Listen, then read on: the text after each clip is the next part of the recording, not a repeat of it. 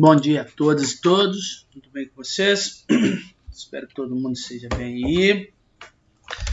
Vamos começar mais uma aula, hoje falando e começando sobre as regiões do Brasil.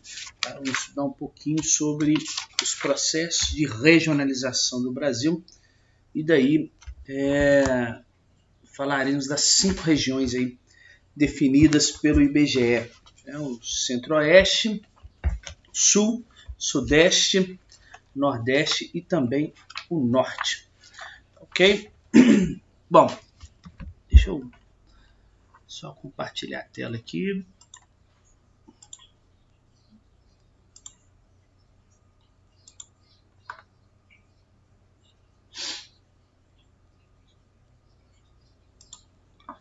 Vamos lá começar essa segunda-feira, desculpa. Esse aqui.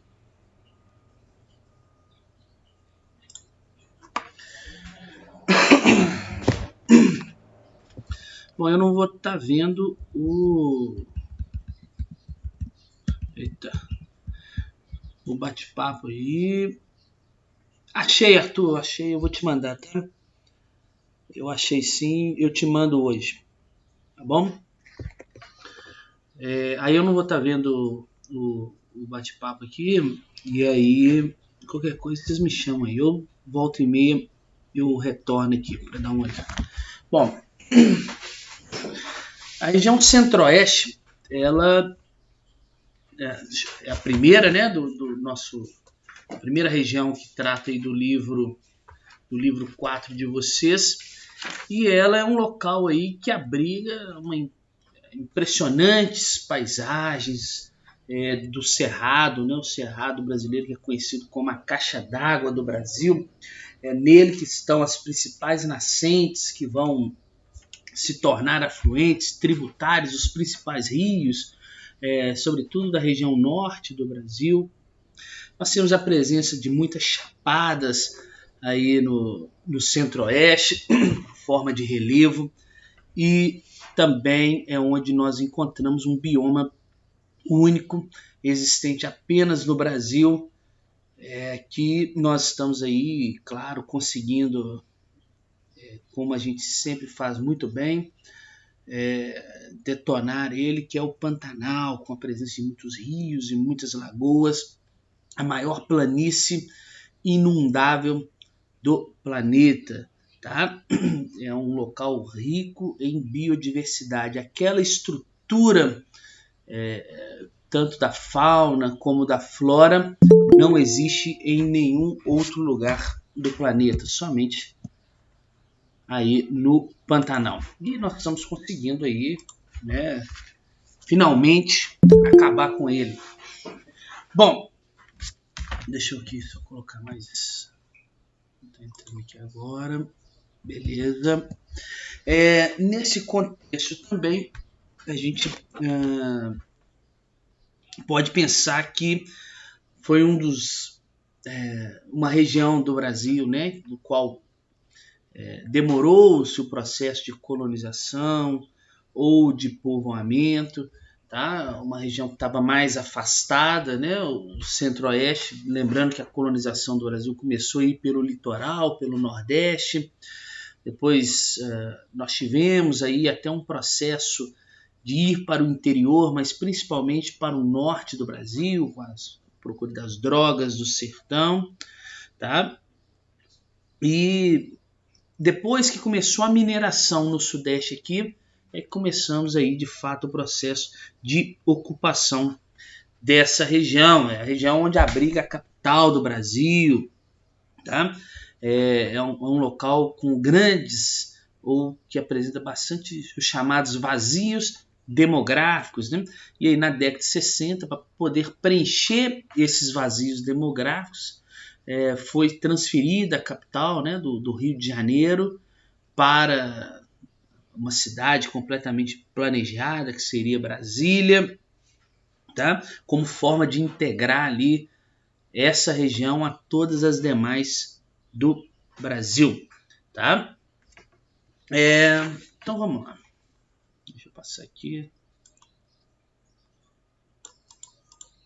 Deixa esse mapinha inicial. E o Centro-Oeste, ele tem a segunda maior área brasileira, tá? Muita gente acha que o Centro-Oeste é pequenininho, mas ele é o segundo em área, em extensão aí, tá? Ele tem aproximadamente 1.600.000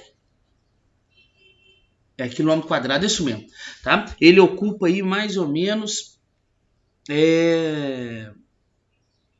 18%, quase 19% do território brasileiro, tá? Do território nacional. Ele apresenta esses 3 estados que estão aí, mais um Distrito Federal, e devido à sua localização central, ele faz contato com todas as regiões do Brasil, né? Se nós pegarmos o mapa aqui, nós estamos vendo que ao norte, né, ele faz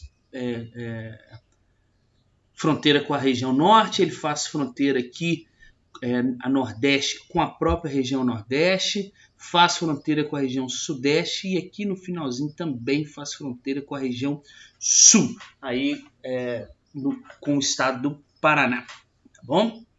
O maior estado que nós temos aí é o Mato Grosso, né, seguido aí do Mato Grosso do Sul, e depois Goiás, sendo o menorzinho deles, e claro, tendo o Distrito Federal aí, que possui 5.780 quilômetros quadrados. Um lugarzinho bem pequeno, completamente planejado, pelo menos Brasília, mas não foi sempre assim. Depois vou falar com vocês aí no decorrer da aula. Bom, apesar do intenso crescimento populacional que nós temos aí nos últimos tempos na região centro-oeste, a consequente urbanização, o processo urbano ocorrido nas últimas décadas, né, é a região que apresenta a menor população absoluta entre todas as regiões, todas as demais 5 regiões brasileiras.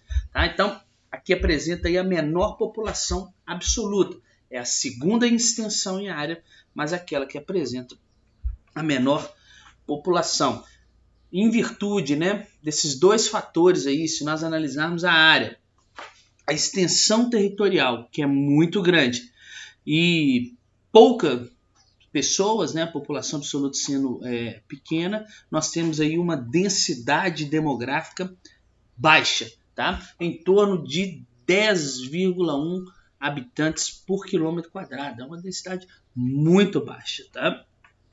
É uma região composta sobretudo de imigrantes oriundos de outros estados, tá? E também de povos indígenas, né? Claro que nós tivemos aí os povos originários fazendo parte daquilo que se conhece como o gentílico, né? Acho que fala assim, do Centro-Oeste, tá? Então, nós temos aí a população, né, composta dos migrantes dos outros estados e dos indígenas, tá? É uma região que, apesar de apresentar 3 estados apenas aí, ela possui uma diversidade cultural muito grande, sobretudo a cultura que foram trazidas por essas outras pessoas de outros estados, mas a dos indígenas, tá bom? Quando eu também analiso, aí estou falando de aspectos gerais, né? E logo vou começar o processo de ocupação da região centro-oeste. Quando eu penso nos aspectos gerais, é uma das regiões, ou talvez a região brasileira que apresentou o maior número de alterações recentes no mapa. Tá? Então, por exemplo, em 56, a construção de Brasília, aí o governo transferiu uma parte de Goiás aqui para a construção do Distrito Federal. Nós tivemos em 77 o Mato Grosso, que era uma coisa só, né, e foi dividido entre o próprio Mato Grosso e Mato Grosso do Sul. Em 88, né, quando nós tivemos aí a nova Constituição, Goiás, né, Goiás era imenso esse estado aqui, também foi dividido, tá, em duas partes, a porção mantendo a porção sul como sendo Goiás, né, e perdendo essa porção norte aqui, que criou-se o estado de Tocantins, que pertence à região norte do Brasil. Tá? Então, em termos aí de alteração, é a região brasileira que mais sofreu alteração nos últimos anos. Bom, e daí? Inicialmente, o Centro-Oeste ele era habitado por povos indígenas, né? Os povos originários aí, os tupis, principalmente os tupis, nós tínhamos presente aí. No século XVIII, essa região, como várias outras no interior do Brasil, como vários outros locais, né? Não várias outras regiões, mas vários outros locais, ela se tornou o destino dos bandeirantes, né? Que desbravavam o interior do território brasileiro em busca de ouro, de pedras preciosas, além, claro, do digno trabalho de capturar indígenas para um trabalho compulsório. Então eles saíam principalmente de São Paulo e iam em direção aí ao interior do Brasil, atrás de pedras preciosas, e nesse contexto tem até o surgimento de um desmembramento de uma capitania, né, que ela chamava Minas do Ouro, e ela passou a chamar Minas Gerais, aí fundou-se até a cidade de Vila Rica, que hoje é Ouro Preto, bom, enfim. Mas eles continuaram indo para o interior e iam atrás aí dos indígenas dessas pedras preciosas. Então, ele era, nesse processo começa-se o próprio descobrimento e o próprio processo de ocupação, de colonização do Centro-Oeste, tá? Movidos, né, principalmente pela esperança, aquela esperança de novela da Globo, de enriquecimento. Muitos migrantes vieram de outras partes do Brasil, tá?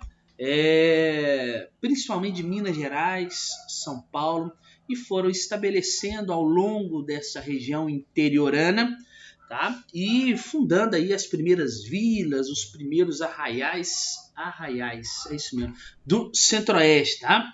E também nesse contexto eles perceberam que era um ótimo lugar para a criação de animais, a pecuária, tá? Também já começava a ganhar importância nesse processo de ocupação do interior do Brasil, tá? E aí, como era um local afastado, né, vamos dizer assim, do centro econômico, do centro político do Brasil, aí, sobretudo no século XVIII, e começou-se, né, vamos dizer assim, esse processo de colonização no século XVIII, mas dado a isso, a consequência disso, né, que para garantir uma posse do território, para garantir uma riqueza, já que essa região, além de estar afastada, fazia fronteira com outros países, Bolívia, Paraguai, aqui, por exemplo, eles foram construindo diversos fortes, tá, ao longo do litoral, uns fortes militares mesmo, tá bom? E próximo a esses fortes, né, no entorno deles, iam surgindo algumas aglomerações urbanas que também evoluíram para várias cidades que nós temos hoje no Centro-Oeste. Tem um que fica Mato Grosso do Sul, aqui, ó, ele chamava Forte de Coimbra. Era um forte militar que ficava na fronteira aqui com a Bolívia, ele fica aqui mais ou menos. E era o Forte Coimbra, né, e ele tinha como principal objetivo a manutenção da fronteira, da ocupação e das riquezas do território. E em volta desse forte, desse de Coimbra, por exemplo, né, você teve a ocupação de outras pessoas e foram surgindo cidades, né? A cidade que surgiu no entorno do Forte de Coimbra aqui foi Corumbá. Tá? Algumas pessoas já devem ter falado, é uma cidade muito legal. Para quem conhece aí, ela tem um forte. Então é uma cidade muito legal, tá? Faz fronteira, ela fica bem aqui assim, mais ou menos, ó. Quer ver? Ela fica bem nesse lugar aqui assim, mas não é aqui, ó. Aqui, tá? Ela fica mais embaixo aqui, porque eu lembro que ela fica próximo do Paraguai também. Vamos lá, vamos seguindo aqui. A gente entrando agora na aula. E deixa eu ver o que mais que eu posso falar em termos aqui gerais de ocupação do Centro-Oeste, ver se eu lembro. Ah, sim, claro, né? Já aí no fim do século XIX também, nós tivemos no Centro-Oeste, já estava esquecendo disso, ele foi palco de atuação de um cara chamado Marechal Cândido Rondon, você já deve ter ouvido falar, que liderou diversas expedições para o interior do Brasil, para essa região aí, o Centro-Oeste. Ele foi um dos líderes, um dos idealizadores, vamos dizer assim, da construção de rede de linhas de telégrafos, né, as redes telegráficas, que acabaram contribuindo para expandir, né, a rede de comunicação brasileira. E aí essa rede conectou o Brasil à Bolívia, também ao Peru, um pouco mais ao norte aqui, tá? E o próprio norte do Brasil, tá? E aí, esse Marechal Cândido Rondon, quando ele fazia essas expedições para o Centro-Oeste, ele acabou criando, elaborando, né, deixando um legado de trabalhos científicos que são reconhecidos até hoje mundialmente, sabe? As suas pesquisas sobre a fauna, a flora e também sobre os povos indígenas, tá? E aí foi o Marechal Cândido Rondon que trouxe diversos mapeamentos da região, os primeiros mapeamentos da região sudeste, pesquisa e também registro sobre os indígenas, a fauna e a flora, como eu falei com vocês. E ele tinha um negócio interessante, o Rondon, que ele pautava o trabalho dele, a sua exploração, vamos dizer assim, em uma convivência pacífica, respeitosa com os indígenas, tá? Tanto que foi ele, o Marechal Rondon, que organizou o chamado Serviço de Proteção aos Índios, que veio a se transformar em 67 na Fundação Nacional do Índio, a FUNAI, que hoje aí, né, coitado, com os desmandos que andam ocorrendo, é um órgão que se tornou de segunda categoria, né, mas ele teve e ele tem a sua importância, só não é reconhecida, né? Bom, já adiantando um pouquinho, né, no século XX, né, nós tivemos aí também o governo do Getúlio Vargas, que promoveu a chamada Marcha para o Oeste, já estudaram isso em história, acredito, tá? E ele tinha o objetivo de expandir a fronteira agrícola no Centro-Oeste, né, expandir a fronteira agrícola e abastecer principalmente a região sudeste, que já se configurava como a região mais industrializada, mais urbanizada do Brasil aí no século XX. Então ele tinha a ideia de expandir a fronteira agrícola em direção ao Centro-Oeste para que ela servisse como um local de abastecimento para o Sudeste, né, que já estava aí num processo de industrialização. E aí a integração entre essas duas regiões, Centro-Oeste e Sudeste, também foi intensificada, claro, com a construção da cidade aí de Brasília, tá? E as consequentes obras, né, de ampliação da infraestrutura de transporte, em especial das rodovias, para ligar essas duas regiões, né, para ligar principalmente Brasília ao resto do mundo. Lembrando que Brasília aí começou-se as obras, né, em 56 com o governo do Juscelino Kubitschek, isso mesmo, e ela ficou pronta, ela foi inaugurada em 1960, então 4 anos aí de praticamente construção de Brasília. Quem conhece Brasília sabe que lá é um local extraordinário, tá? Eu pelo menos adoro Brasília, muito bonito, né? Muito bem organizado, foi uma cidade planejada, no meio, olha só, do Planalto Central, vamos dizer assim, não tinha nada e eles construíram uma cidade do zero, aí, ok? Deixa eu ver o que mais que eu posso falar de Brasília aí também. A ideia, né, claro, de tirar a capital do Brasil, do Rio de Janeiro, e transferir para o meio pro meio do Brasil, né? Já era uma ideia, né?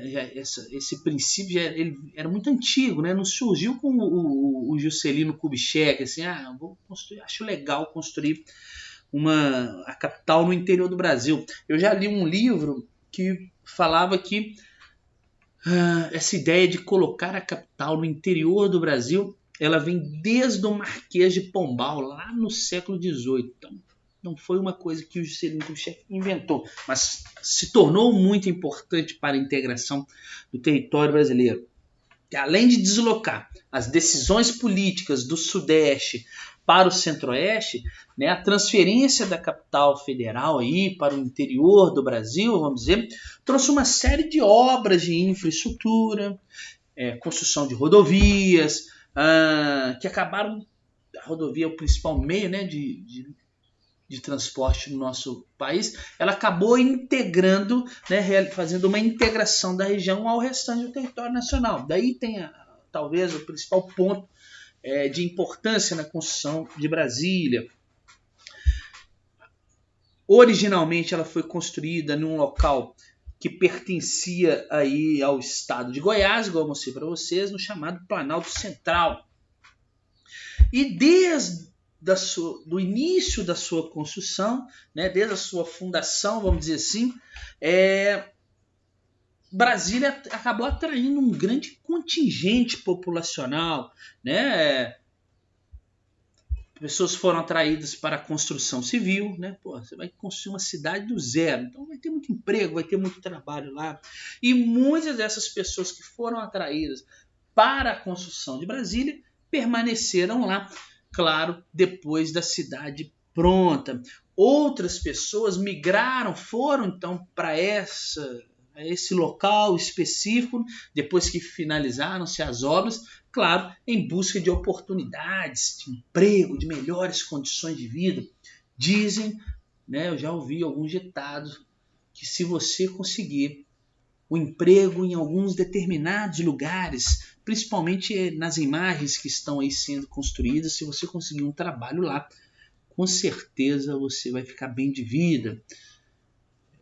Principalmente se você for filho de alguém, né, conhecido. Bom, embora tenha sido uma cidade planejada, né, Brasília aí é a nossa capital federal, tem habitações de alto padrão, como eu falei, quem conhece aí Brasília sabe disso, né?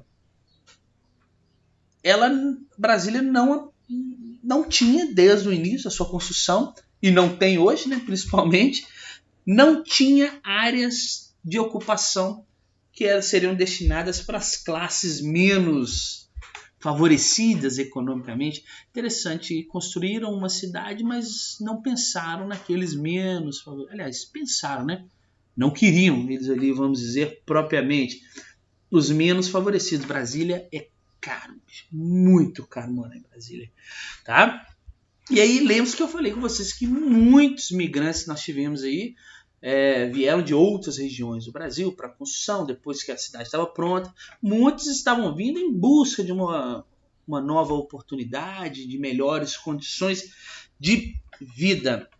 E esse grande contingente populacional, então, que, vamos dizer assim, foi excluído, né? Eles foram excluídos do plano piloto, que é o projeto de Brasília, né? Não sei se já viram uma imagem aérea de Brasília, ela tem o formato de um avião, né? Por isso que chama plano piloto, asa norte, asa sul, o eixo central ali do avião. E aí esse enorme contingente populacional excluído desse plano, né? Eles olharam e falavam, como nós vamos viver aqui? Não tem jeito. Então eles começaram uma aglomeração no entorno de Brasília, tá? Eles começaram ali a orbitar o entorno daquele centro político, daquele centro econômico, daquele centro financeiro, né? E pelo fato de eles estarem orbitando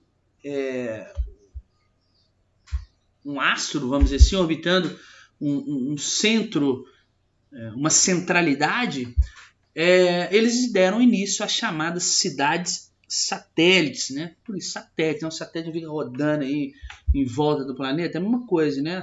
Várias cidades foram nascendo, né? Foram se fazendo em torno de Brasília, principalmente com essas pessoas que não tinham acesso às construções, às habitações de alto valor, de alto luxo em Brasília.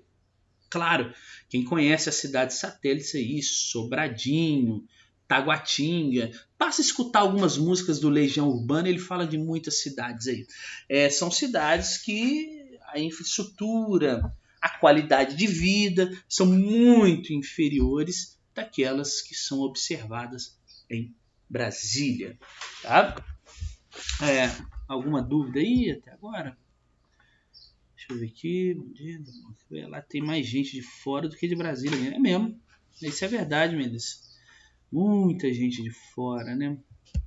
Tem muita gente do Rio de Janeiro lá, eu acho, né? Minha opinião. Não que todas as pessoas do Rio de Janeiro sejam pessoas aí chamadas de... um grupo específico do Rio de Janeiro que está no controle de algumas coisas lá tem promovido aí certas desavenças no nosso Brasil. Bom, além do deslocamento da capital brasileira, outros fatores, claro, eles contribuíram, né, para a ocupação do Centro-Oeste. Além da capital, dessas pessoas que se deslocaram, né, com a construção, com a fundação da cidade, outras coisas também acabaram atraindo aí pessoas para o Centro-Oeste. E, principalmente, eu posso dizer, incentivos que foram oferecidos pelos governos militares, tá? Muitos migrantes vindos de outras regiões do Brasil, especialmente do Sul e do Sudeste, tá? Eles foram atraídos com alguns incentivos fiscais dos governos militares a ocupar o Centro-Oeste, tá? Principalmente para a criação, e é daí que vem toda essa vocação do Centro-Oeste para a ocupação extensiva de bovinos, tá? Criação de animais aí soltos, tá bom? Na década de 70, por exemplo, nós tivemos aí, foram concedidos diversos créditos, incentivos fiscais, para aí não mais para pessoas físicas, mas aí agora para empresas e para aqueles grandes fazendeiros com CNPJ também ocuparem a região e ali servir como um local de abastecimento primeiro para o Brasil como um todo, depois para o exterior, tá? E muitos agricultores, claro, né, foram atraídos pela possibilidade de ampliar as áreas plantadas devido aos baixos custos, baixos valores das propriedades, os incentivos fiscais que estavam sendo oferecidos, né, nas propriedades do Centro-Oeste, em comparação aos valores cobrados aí para você adquirir uma terra no Sul e no Sudeste. Na prática, o que essas pessoas faziam? Fazendeiros, isso eu não estou falando do pobre, né? Eu tenho uma horta de subsistência, eu vou para o Centro-Oeste ganhar a vida. Não estou dizendo disso, né? Eu não estou dizendo isso. Eu estou falando são aqueles fazendeiros, aqueles que existiam no Sul, aqueles fazendeiros que existiam no Sudeste. Como aqui no Sudeste e no Sul as terras são mais caras, se eu quisesse ampliar a minha produção, eu teria que comprar mais terras. E as terras são muito caras aqui. E aí eu vi um lugar no Brasil que tem uma boa rede hidrográfica, então tem água, o solo é bacana, eu corrijo lá o solo, porque é um solo do cerrado, ele é ácido, né? Ele é laterítico, mas se eu corrigir isso aí, eu posso plantar. E o mais legal disso tudo tá na promoção, né? Vamos dizer assim, compre um, leve dois. Então eu vou para lá. Aí o que o cara fazia? Ele vendia no Sul e no Sudeste aqui as suas fazendas, então ele já vendia com um valor muito acima, porque elas eram super valorizadas, e comprava um triplo de terras no Centro-Oeste. Daí uma dos grandes problemas aí da concentração fundiária nessa região, né? E aí eles adquiriam essas terras aí a um preço muito mais barato. Nas últimas décadas, né, a evolução, a modernização agrícola, elas acabaram, principalmente vinda da Revolução Verde, de um processo chamado Revolução Verde, elas deram aí ao Centro-Oeste uma importância muito maior, né? Ele se configura hoje extremamente importante no cenário econômico nacional, tá? Hoje, por conta do agronegócio, por conta dessas fazendas, dessa questão da agricultura, dessa modernização agrícola, né, a região centro-oeste ela acaba ainda hoje atraindo muitas pessoas vindo de todas as partes do Brasil, né, e sempre as pessoas migram em busca de melhores condições de vida, fazendo, né, eles acabam fazendo da região centro-oeste, e ela se configura dessa forma no Brasil, como um centro de oportunidades, tá? Especialmente aquelas relacionadas ao agronegócio, né? O agro é pop, ele está na Globo, é tudo, não é isso?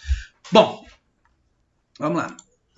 E aí, um mapinha da densidade demográfica, olha só, de acordo com o IBGE, só para vocês terem uma ideia, entre o ano 2000, o penúltimo censo, e 2010, o último censo brasileiro, é a região que apresenta o segundo maior percentual de crescimento demográfico. Mas percebam que essa fala é um pouco diferente da que eu falei com vocês no início da aula. Eu falei que possui população absoluta baixa. Agora eu estou dizendo que entre o ano 2000 e 2010, ele foi o segundo estado, a segunda região, desculpa, no qual nós tivemos o maior percentual de crescimento demográfico, ou seja, população que está nascendo e a população que está morrendo. O saldo está sendo positivo nisso. Tá? Ficou atrás aí só da região norte. Então a população cresce em média 21% no centro-oeste, ok? Mas, lembrando, apesar da grande dimensão territorial, né, a região aí, apesar de ser aí a segunda região que apresenta uma maior percentual de crescimento demográfico, o Centro-Oeste ele possui aí, apenas 7,7% do total da população brasileira. Em 2019, eles fizeram uma estimativa e a população do Centro-Oeste é de 16,3 milhões de habitantes. É muito pouco, tá? Mas ela está crescendo, importante dizer isso. E, claro, pelo mapa aqui dá para você perceber que esses 16,3 milhões de habitantes, eles se distribuem no território do Centro-Oeste de forma muito irregular. Nós temos nas grandes capitais, olha só, a densidade demográfica elevada, né? Percebam pela cor aí, mais de 100 pessoas por quilômetro quadrado. Tá? E à medida que você caminha para o interior, né? Saindo dos centros, vamos dizer assim, das capitais, quando você caminha para o interior, você encontra aí as regiões chamadas de vazios demográficos, tá? Olha aí, tem locais que tem menos de 1 habitante por quilômetro quadrado. Claro, porque esses locais aí estão lotados de fazenda. Se tivesse um mapa aqui agora da densidade, não seria demográfica, que demográfica é do povo, né? Seria uma densidade bovina, com certeza teria muito mais boi aqui, gado, do que pessoa. Apesar que em muitos lugares está tendo muito gado ultimamente. Bom, deixa eu ver quantas horas aqui. 9h16, ainda dá tempo de falar mais algumas coisas. Deixa eu ver aqui só o bate-papo. Se tem alguma dúvida? Não, tá tranquilo. Tá. Deixa eu falar rapidamente dos aspectos naturais do Centro-Oeste. Como eu iniciei a aula dizendo, o Centro-Oeste ele tem uma grande diversidade natural, né? Um local que predomina o clima tropical típico, tá? O tropical típico e a vegetação principal, basta a gente analisar no mapa aí, é o cerrado, tá? Então, a principal vegetação do Centro-Oeste é o cerrado, que ele vai recobrindo aí os chamados planaltos e as chapadas.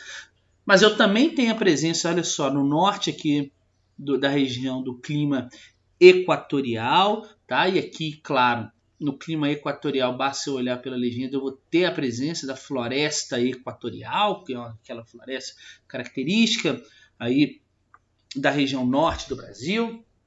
Já ensinei isso para vocês, né? As características da floresta amazônica. Eu tenho também presença aqui, claro, de floresta tropical, tá? Da floresta tropical aqui, nas proximidades aqui do estado de Minas Gerais, de São Paulo, Paraná aqui, tá? Muito oriunda aí da sazonalidade, né? Mas também a floresta tropical, ela apresenta um nível de umidade muito alto, aquela coisa toda nós já estudamos. E nós temos na porção oeste aqui o chamado Pantanal, beleza? Bom, vamos lá, clima e vegetação. Como eu disse, a maior parte está no chamado clima tropical, tá? E as suas variações, tá? Tropical típico, tropical semiúmido, pode ter esse nome aí. Característica tropical: altas temperaturas, 2 estações muito bem definidas, né? Vão ocorrer as chuvas, vão ser abundantes durante a primavera e o verão, né? Muito intensificada entre o verão, tá? Outubro a março aí nós temos presença de chuva, e nos outros meses a temperatura cai um pouquinho aí, cai um pouquinho só, né? E eu tenho ali uma diminuição também da precipitação, né? Durante o outono e o inverno, vamos dizer assim, entre abril e setembro, né? As chuvas elas vão se tornando mais escassas, tá?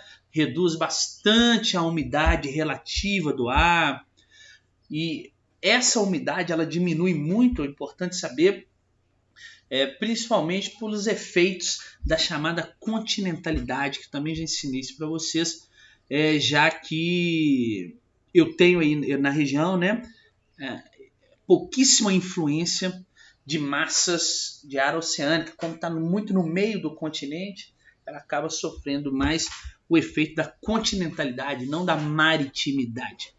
Bom, e aí se configura dessa maneira, então, um verão chuvoso e um inverno aí com a escassez, vamos dizer, de água. Tanto é que há pouco tempo atrás, e ainda está, né, de certa forma, nós estávamos tendo aí as queimadas, né, porque a época ficava mais seco, eu falei com vocês que a umidade do ar caía muito, né, por causa da continentalidade, isso acaba ajudando a propagar, né, o fogo. Bom, no extremo norte aqui do Mato Grosso, eu tenho o clima equatorial, que é influenciado aí pela localização, pela localização norte, está numa área já de baixa latitude. Lembre-se, a área de baixa latitude é aquelas áreas próximas à linha do Equador. E esse fato assegura, né, garante à região temperaturas e umidade elevadas durante todo o ano. Bom, então tem muita chuva nessa porção. Quente, abafado também o ano todo, tá? Bem ao sul aqui, na extremidade sul aqui, né, do Mato Grosso do Sul, eu também acabo encontrando uma pequena faixinha de terra. Vocês estão vendo aqui, olha, com esse tipo essa achura aqui, olha, só nessa porção aqui que nós temos o clima subtropical, né? O trópico está aqui de Câncer, aquilo que está abaixo do trópico é subtropical, né? Que sofre influência de uma latitude alta, né? Latitude alta, latitude elevada é aquelas que estão mais distantes da linha do Equador, tá? É uma região também onde o relevo, né, nós temos o relevo de planalto, de chapadas, que acabam garantindo aí uma maior altitude para o local, tá? E é onde eu tenho a chamada bacia do Paraná, e nós vamos falar disso depois, né? As temperaturas no clima subtropical são mais amenas durante o inverno, as chuvas estão principalmente concentradas durante o verão, tá? Mas durante o inverno a temperatura cai bastante, tá? Ela fica bem mais amena, é bem diferente de um clima tropical. Bom, A vegetação predominante, cerrado. Tá? É aquela vegetação, só lembrando que possui um extrato de espécies rasteiras, né, que é composta aí por gramíneas, além de possuir arbustos e também árvores, que em geral são de pequeno e médio porte, tá? E essas árvores vão apresentar diversas, o cerrado, né, vai apresentar diversas fisionomias, né, em áreas mais abertas, áreas um pouco mais fechadas. As árvores vão ter os troncos, os galhos retorcidos devido à presença muito grande no solo aí do alumínio, que acaba impedindo a absorção de certos nutrientes pela planta, né, pela vegetação. Ele é tóxico, vamos dizer assim, em grande excesso para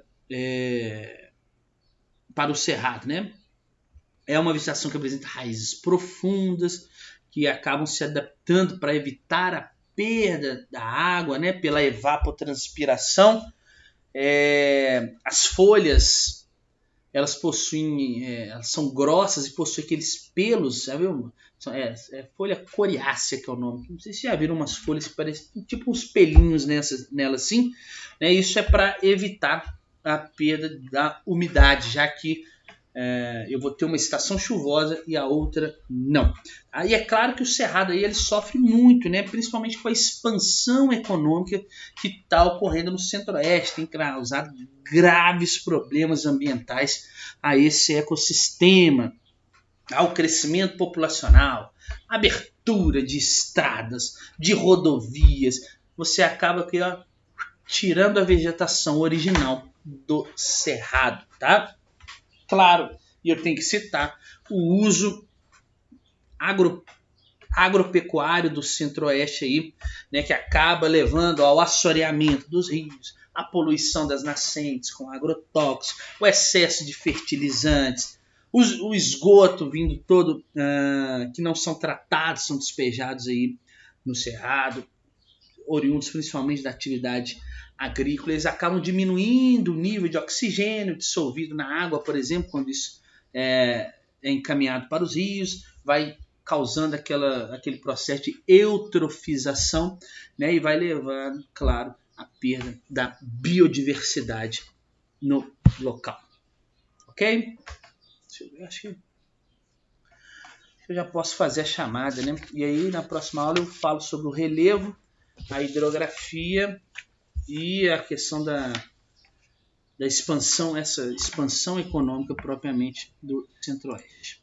Tá? Deixa eu ver aqui. Professor, sua prova será na quinta ou na sexta-feira? Aqui no programa está no dia 13, porém embaixo dele está quinta, só que dia 13 é sexta. Letícia, o cronograma que a escola mandou para vocês, eu não sei, eu não tenho certeza agora para poder te falar, que eu não reparei nesse cronograma da escola. Eu acho que é sexta-feira. Eu tenho quase certeza que é sexta-feira, dia 13, tá? Não tenho certeza, eu vou confirmar aqui. Deixa eu ver, é no Cerrado que tem as asas com tortas, né? Ou na Caatinga, no Cerrado, tá bom, Matheus? Cerrado devido à presença do alumínio. Deixa eu parar aqui, deixa eu fazer a chamada.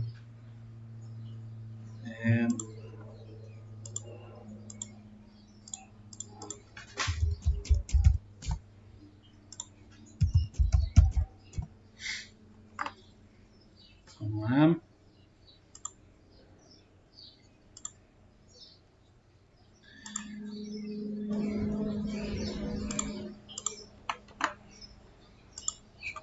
Só um minutinho, eu tô abrindo aqui, tá, gente? Sistema. Demora um pouco. Dia 9.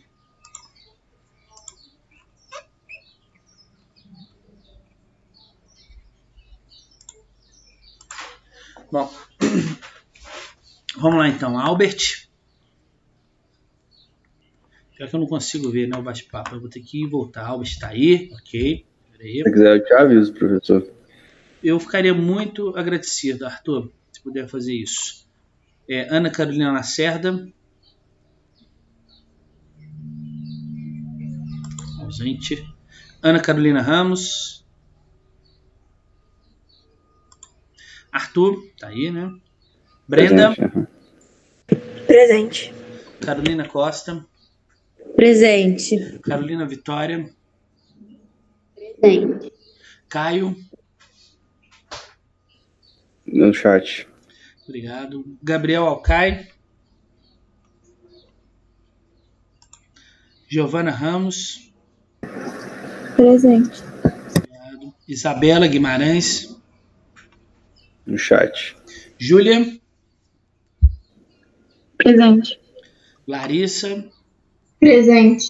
Letícia. Presente. Luiz Felipe. Maíra. Marcela. Chat. Matheus Carvalho. Chat. Matheus Legnani. Presente. Matheus Lopes. Chat. Melissa. Presente. Rainer. Silvia Presente. e Vitor Hugo. Bom, então é isso, pessoal. Muito obrigado aí pela presença de vocês. Nos encontramos aí na próxima semana, né? Boa prova para vocês. Qualquer coisa, pode me chamar, estou à disposição. Obrigado, Arthur. Daqui a pouco, quando terminar minhas aulas, eu envio para você, tá bom? Os modelos que você me pediu. Tchauzinho e até semana que vem.